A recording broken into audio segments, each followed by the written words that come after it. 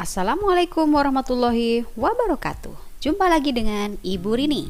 Kita kali ini akan membahas muatan matematika tentang jenis pecahan.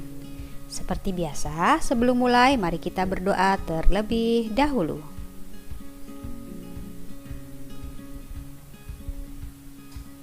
Di kelas sebelumnya, kalian sudah pernah belajar mengenai pecahan. Tapi sebenarnya, seperti apa sih pengertian dari pecahan itu? Pecahan adalah bilangan yang dapat dituliskan dalam bentuk A per B, di mana A dan B adalah bilangan bulat, tetapi B tidak boleh 0. Pada pecahan, A disebut sebagai pembilang yang posisinya bilangannya ada di atas, sedangkan B disebut sebagai penyebut yang posisinya di bawah. Sebagai contoh, ada 1/4, 12/5, 7/100, 39/10, dan masih banyak contoh yang lainnya lagi. Pecahan digunakan untuk menyatakan bagian dari keseluruhan. Sebagai contoh, untuk contoh yang ini pada potongan suatu objek ya. Kita lihat di sini lingkarannya dibagi menjadi 8 bagian. Ada yang diwarnai merah dan ada juga yang putih atau yang tidak diwarnai. Bagian yang berwarna merah ada 5 potongan, yang berwarna putih ada 3 potongan, dan seluruhnya ada 8 potongan. Pecahan bagian merah dituliskan menjadi 5/8, di mana 5 merupakan banyaknya bagian merah, sedangkan 8 banyaknya seluruh potongan. Sedangkan untuk bagian putih, pecahannya adalah 3/8, di mana 3 adalah banyaknya potongan yang berwarna putih dan 8 adalah seluruh bagian. Ada juga contoh yang lain, bukan pada potongan objek, tetapi pada kelompok benda seperti ini. Kita lihat di sini ada kelompok benda, yaitu apel, jeruk, dan pir. Kalau kita hitung, jeruk ada 5 buah, apel ada 6 buah, pir ada 3 buah, dan seluruhnya ada 14 buah. Jadi dari sini bisa kita nyatakan pecahan untuk jeruk adalah 5/14 dan pecahan untuk pir adalah 3/14. Oh ya, sebelum kita lanjut, jika pecahan kita gunakan pada benda yang dipotong-potong, yang perlu kita ingat, besarnya potongan pada satu objek untuk menggambarkan pecahan harus sama. Jadi seperti ini. Jika ada suatu benda yang dipotong-potong tidak sama besar seperti ini, misalnya ditanya besarnya pecahan untuk bagian yang merah, maka kita tidak bisa membacanya sebagai pecahan. Tetapi kalau bendanya dipotong-potong sama besar seperti gambar yang sebelah kanan, barulah kita bisa membacanya sebagai pecahan. Nah, bagian yang merah untuk gambar sebelah kanan menunjukkan pecahan 1/3. Mari kita lanjutkan. Kalau kita melihat gambar ini, bagian jingga ada 3 potongan dan seluruhnya pun ada 3 potongan. Jadi, kalau kita ingin menyatakan pecahan untuk bagian jingga, pecahannya adalah 3/3. Dan karena bagian jingga pada seluruh bagian, berarti jingga sama dengan satu benda utuh. Kita lihat di sini, berarti 3/3 sama dengan 1. Begitu juga untuk gambar yang seperti ini. Kita lihat seluruhnya di situ ada 8 bagian dan bagian yang berwarna merah pun ada 8. Jadi pecahan untuk bagian yang merah sama dengan 8/8 dan 8/8 juga sama dengan satu benda utuh. Bagaimana jika ada 2 benda yang masing-masing sudah dipotong sama besar?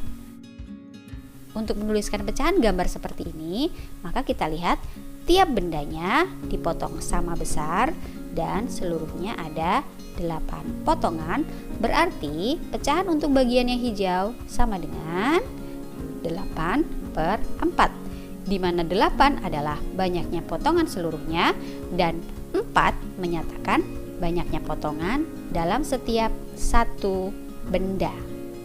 Dan kalau kita perhatikan lagi, 8 ini berasal dari dua benda yang masing-masing dipotong 4 sama besar. Jadi kalau kita tuliskan 8/4 juga bisa menjadi 2 dikali 4, 2 benda dikali masing-masing 4 potongan per 4. Kenapa per 4? Karena setiap bendanya dipotong menjadi 4.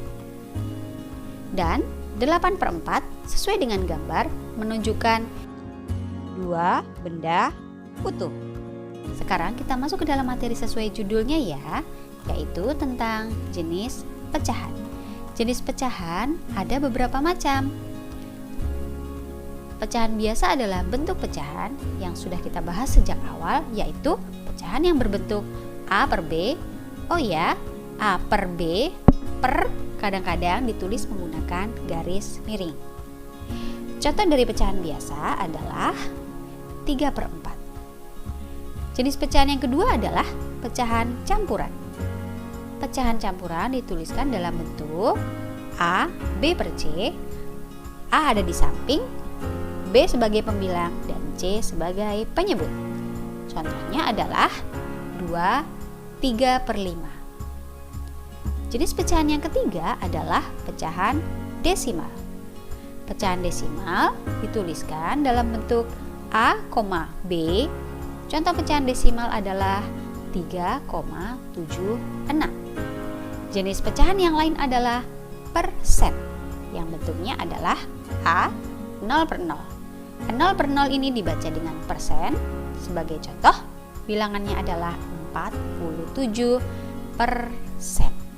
Di awal tadi sudah Bu Rini sebutkan bahwa pengertian pecahan adalah semua bilangan yang bisa dinyatakan dalam bentuk A per B. Sekarang kita lihat, pecahan campuran itu kan bentuknya bukan hanya sekedar A per B atau pembilang dan penyebut saja, tetapi ada bilangan yang ada di sampingnya. Sebenarnya bisa kok pecahan campuran kita ubah menjadi pecahan biasa. Mari kita lihat gambarannya. 2 bisa digambarkan menggunakan benda utuh, dan benda yang tidak utuh digambarkan oleh pecahan 3/5. Seperti apakah itu? Kita lihat. 2, kita buat 2 benda. Ini menyatakan 2 benda utuh, dan untuk yang 3/5 kita buat pecahan seperti biasa. Seperti ini. Untuk membaca sebuah pecahan, maka potongannya harus sama besar. Mari kita potong bagian utuh yang ada di sebelah kiri, seperti ini. Nah, sekarang besar potongannya sudah sama ya. Nah, sekarang kita bisa hitung nih besar pecahannya. Setiap benda dipotong menjadi 5 bagian, dan kalau kita lihat di situ totalnya ada 13 potongan. Kalau kita tuliskan pecahannya, yaitu 13/5. Di mana 13 adalah banyaknya total potongan dan 5 merupakan banyaknya potongan dalam setiap satu benda. Jadi pecahan campuran 2/3/5 kalau kita tuliskan menjadi bentuk A per B atau pecahan biasa sama dengan 13/5. Kalau kita lihat, banyaknya potongan seluruhnya diperoleh dari 2 kali benda yang utuh yang masing-masing dipotong menjadi 5, kemudian ditambah 3 potongan pada pecahan 3/5. Jadi untuk mengubah pecahan 2/3/5, kita bisa melakukannya dengan cara 2 kali benda utuh yang masing-masing dipotong 5 ditambah yang sudah jadi pecahan seperti ini, kemudian per 5. Nah, cara ini kalau ingin lebih ringkas lagi seperti ini anak-anak. 2/3/5 untuk mengubahnya menjadi pecahan biasa, kita kalikan samping dengan bawah, kemudian hasilnya kita tambahkan dengan atas. Oke, kalau dituliskan menjadi 2 dikali 5 ditambah 3/5. Cara ini sangat bermanfaat untuk bilangan-bilangan yang besar seperti contoh berikut ini. Kalau kita menggunakan gambar untuk mengerjakan soal ini, pasti akan melelahkan sekali. Kita pakai saja cara yang dijelaskan barusan, yaitu samping dikali bawah, kemudian ditambah atas. 10 dikali 9 ditambah 4 per 9 ya, penyebutnya tidak berubah ya.